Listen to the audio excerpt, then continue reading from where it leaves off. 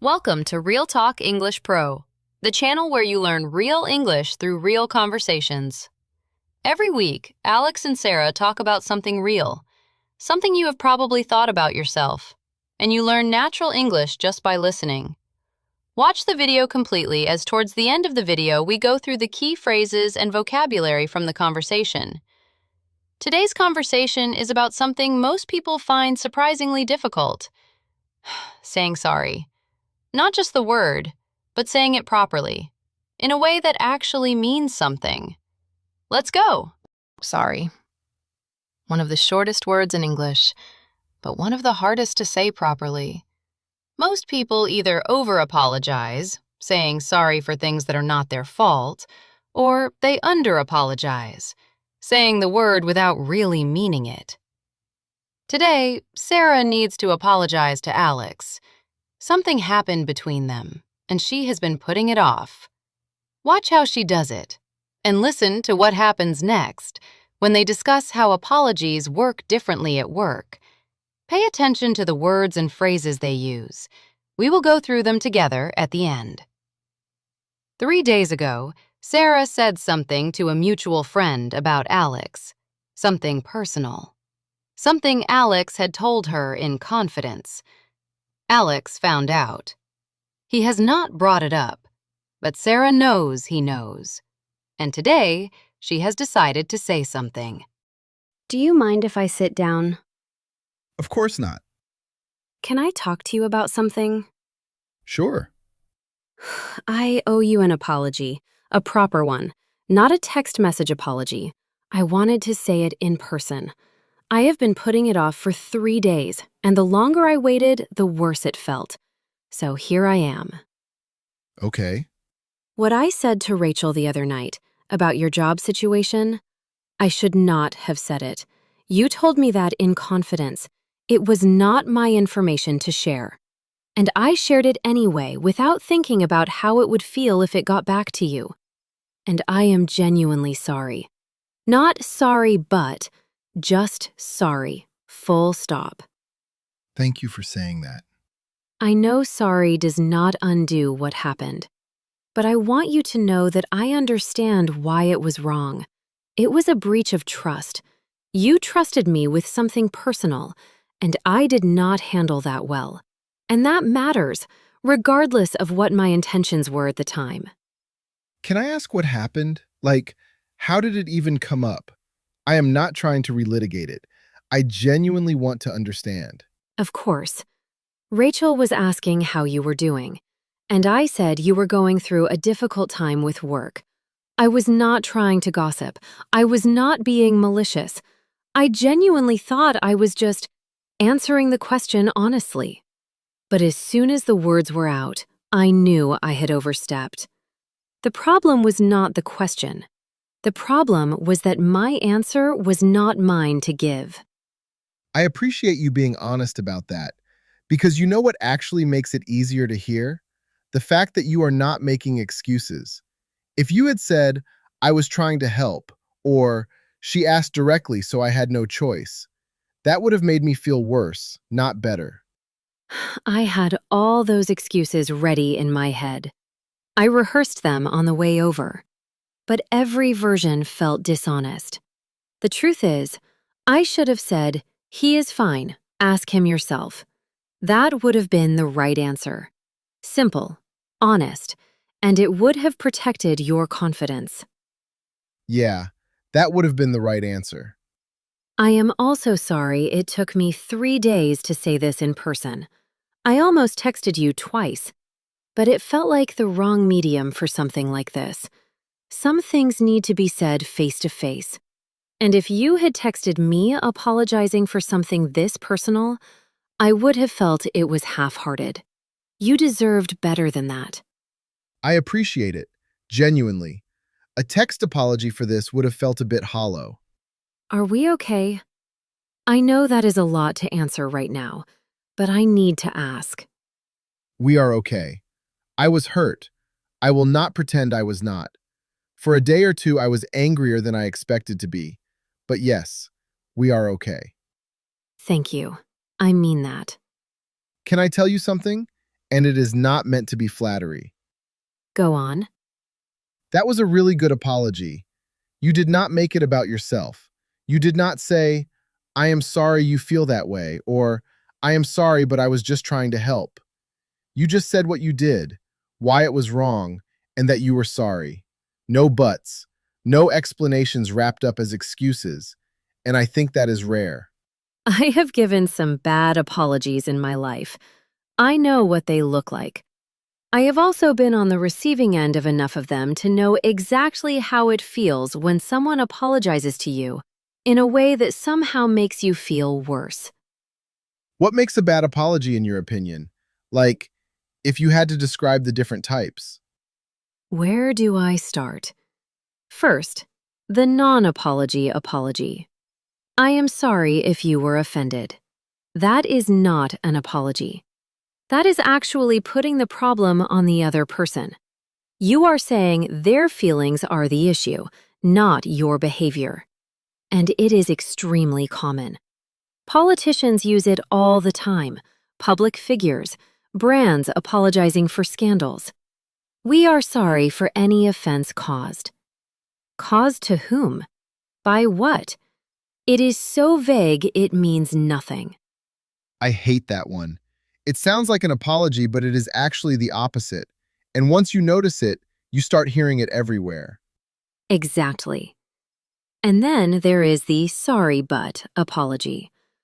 I am sorry, but you have to understand that I was under a lot of pressure. The moment you put a but in there, everything before it disappears. You have canceled out your own apology. The but is a signal that you are about to defend yourself.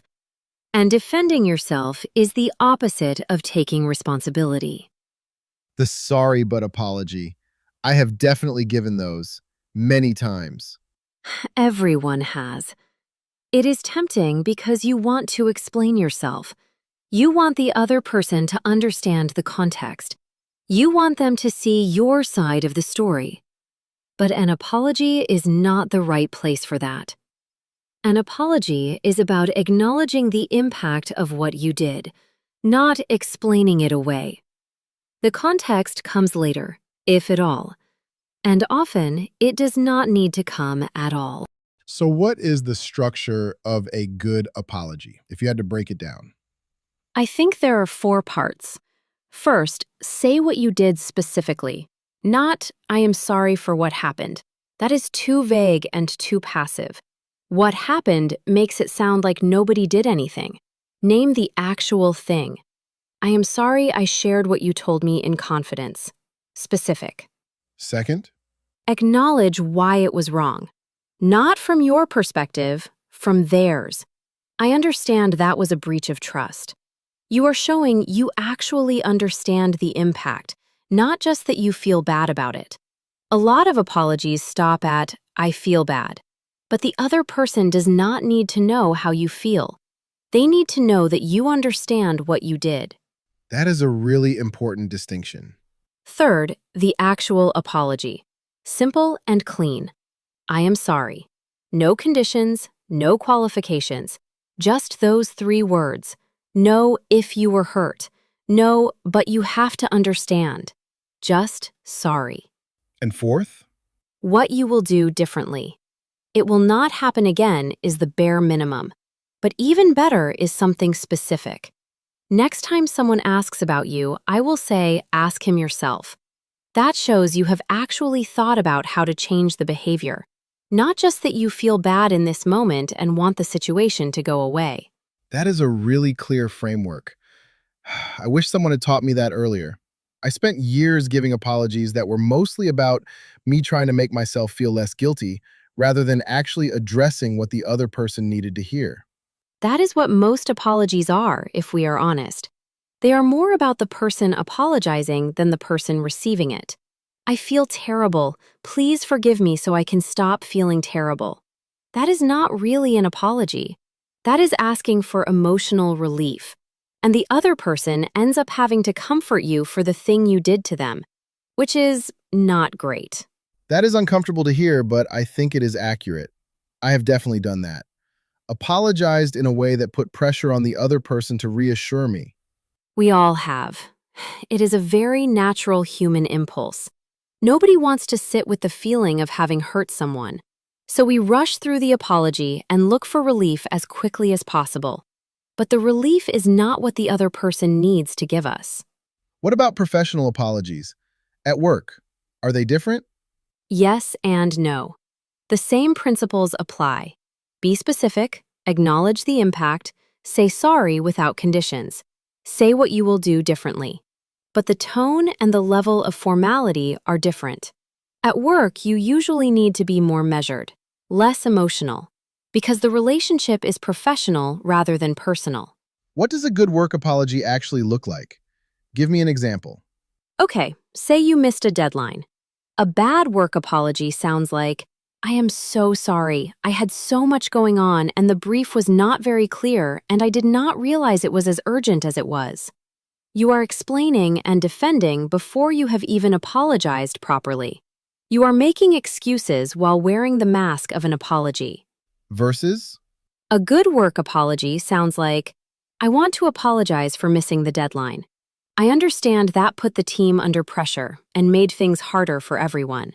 I take full responsibility for it. Here is what I am doing to make sure it does not happen again. Short, specific, accountable, and forward-looking. Your manager does not need to hear your reasons. They need to know that you understand what happened and that you are handling it. accountability. That is the word I was looking for earlier. A good apology takes accountability rather than just expressing regret. Exactly. Regret is about your feelings. Accountability is about your actions. You can feel terrible about something without taking accountability for it. And you can take accountability without being overly emotional about it. In a professional context, accountability is actually more valuable than emotion. Managers are not looking for you to cry. They are looking for you to show that you understand and will do better. What about when someone is apologizing to you at work? How do you respond? Because I always find that awkward. I never know what to say. It depends on whether the apology lands well or not. If it is a genuine apology and you accept it, you say something simple. Thank you for saying that. I appreciate it. Let us move forward. You do not need to make a big deal of it. The simplest response is often the best. Trying to make the other person feel better about apologizing can actually undo the work they did. And if the apology does not land well, if it feels hollow or defensive, Then you have a choice.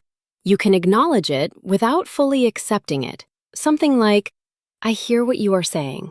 I need a bit more time to process it. That is honest without being aggressive.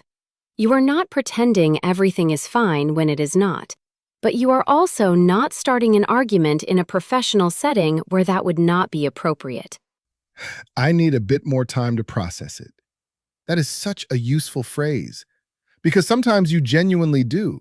You are not ready to say it is fine when it is not fine yet, but you do not want to have a full emotional confrontation either. And that is completely valid. Forgiving someone, or accepting their apology, does not have to happen immediately. Some things take time.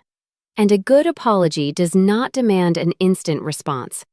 If someone apologizes and then pressures you to say it is fine right away, that is actually a red flag.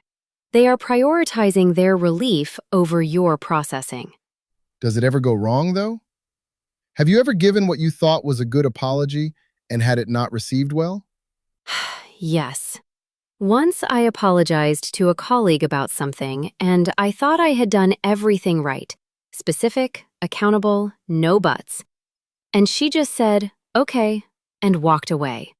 And I spent the rest of the day wondering whether I had said the wrong thing, or whether she was still angry, or whether I should follow up and apologize again for the original apology. What did you end up doing? I gave her space. I did not follow up immediately. I figured that if I chased an acknowledgement of my apology, I was making it about me again. If she needed time, she was entitled to it. And about 3 days later, she brought it up herself and said she had appreciated what I said but had needed time to think about it. She was not angry. She just was not ready to respond in the moment. So sometimes the right response to giving a good apology is just waiting. Sometimes. You cannot control how someone receives your apology. You can only control how you give it. Do it well, do it honestly, and then let the other person decide what to do with it. Trying to manage their reaction is just another form of making it about yourself. Is there ever a situation where you should not apologize? Where saying sorry is actually the wrong move? Yes, when you are apologizing for something that is not your fault just to smooth things over. That is what people call an empty apology or a hollow apology. It might feel like it resolves the situation in the short term, but it sets a bad precedent. You are essentially accepting blame for something you did not do. And that can build resentment over time, both yours and theirs. I have done that. Apologize just to end an argument, even when I did not think I was actually wrong. Most people have. It is the path of least resistance. Apologizing ends the conflict in the moment. But it also teaches the other person that if they push hard enough, you will give in. And it teaches you that your own position does not really matter. Neither lesson is healthy. What is the honest version when you do not think you are wrong? Something like, I am sorry this has been difficult. I do not think I did anything wrong in this particular situation, but I can see it has affected you and I care about that. That acknowledges their experience without accepting false blame. It is honest.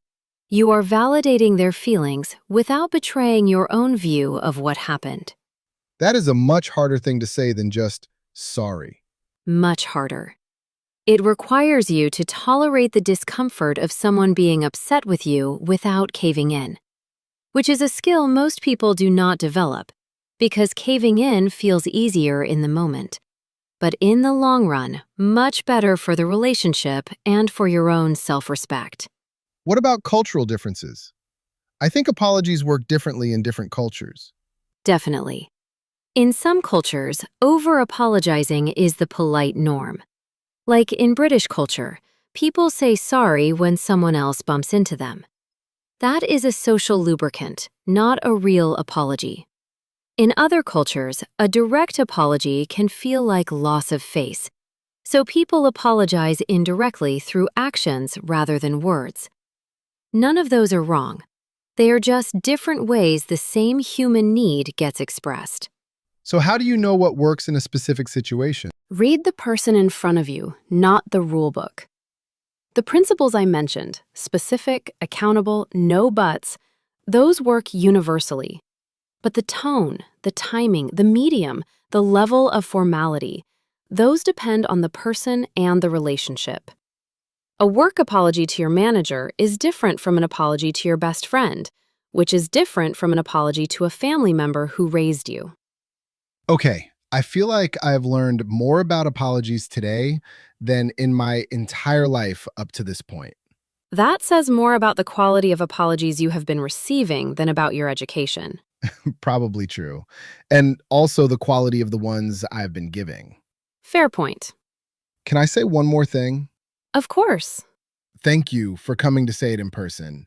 I know that was not easy. The easy option would have been to text me or to let it blow over and never address it at all. Most people would have taken one of those paths. The fact that you came and sat down and actually said the words, that matters a lot. I think that is what friendship is supposed to be. You show up for the hard conversations, not just the easy ones. Are we really okay? I am going to ask one more time and then I will stop. We are really okay. Ask me again and I will start charging you. Fair enough. That was a real conversation about one of the most important communication skills in any language: how to say sorry, and how to say it well. Now let us look at what you can take from today's conversation. We have 3 categories for you: key phrases, vocabulary words, and phrasal verbs. Let us go through them one by one. First, the key phrases. These are natural expressions that native speakers use when talking about apologies and difficult conversations. Phrase number 1. It was not my story to tell. This means the information belonged to someone else. It was not yours to share, even if you meant well. For example, I should not have said anything about his situation. It was not my story to tell. Use this phrase when you realize you shared something that was not yours to share. It is honest, specific, and it shows you understand the problem. Phrase number 2. A non-apology apology. This is an apology that sounds like sorry, but does not actually take responsibility. For example, saying, "I'm sorry you feel that way," is a non-apology apology, because you are not apologizing for what you did. You are commenting on how the other person feels about it. This phrase is incredibly useful because once you know it, you will start hearing non-apology apologies everywhere. Politicians use them, brands use them, people use them every day without realizing. Phrase number 3.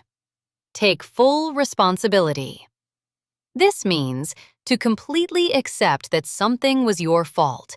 No excuses, no deflection, no passing the blame. For example, I am not making excuses. I take full responsibility for what happened. This is a powerful phrase in both personal and professional situations. Managers love to hear it because it shows maturity.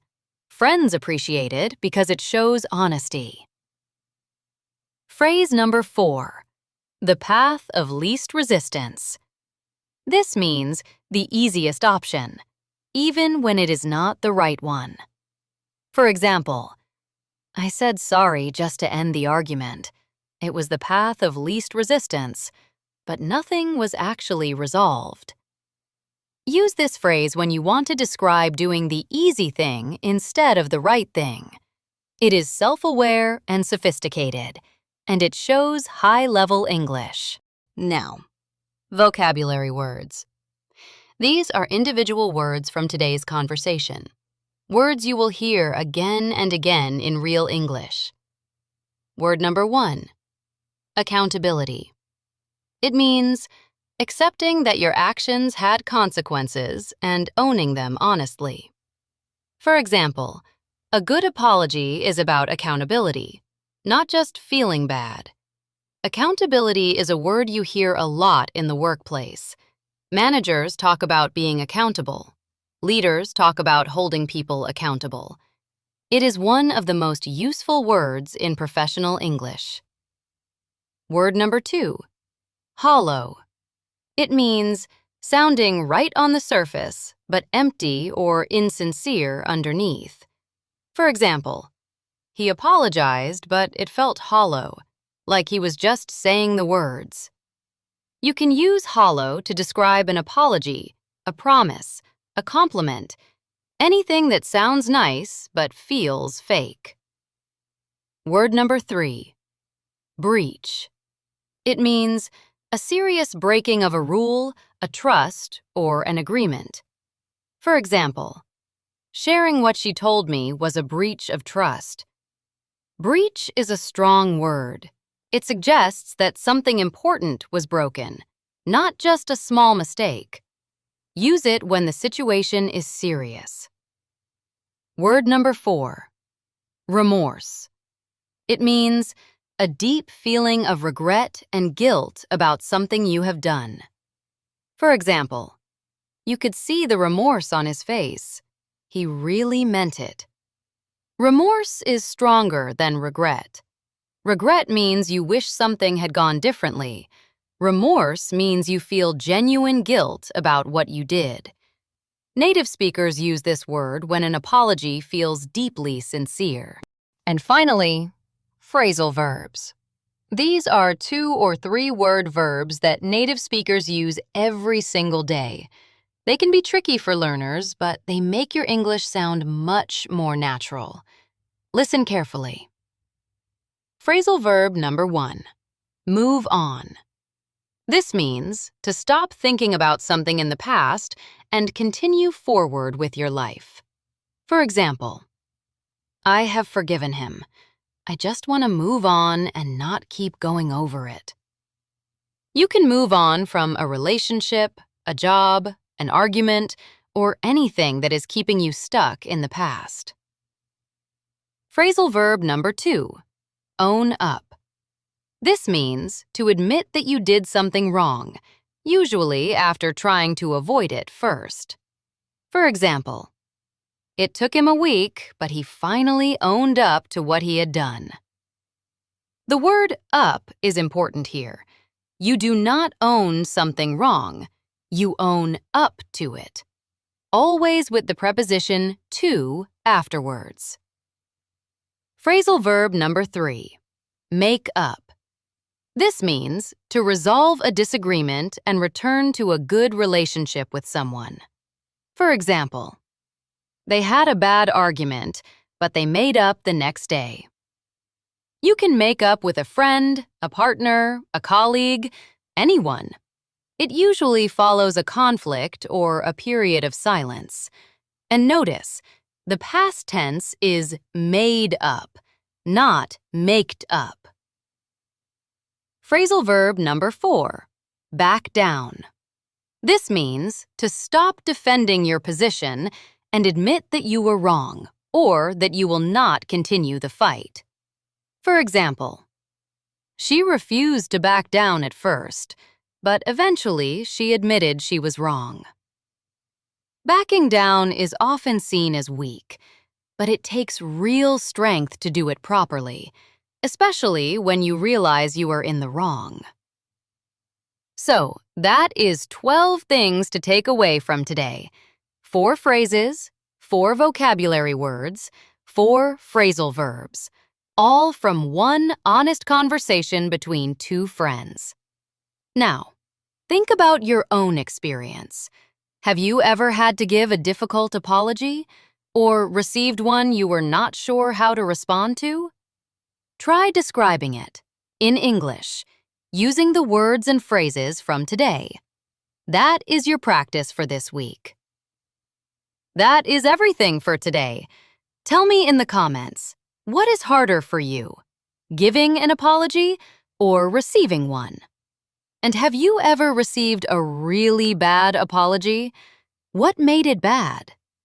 Honestly, the comments on this kind of question are always fascinating. So please leave one. I read every single one.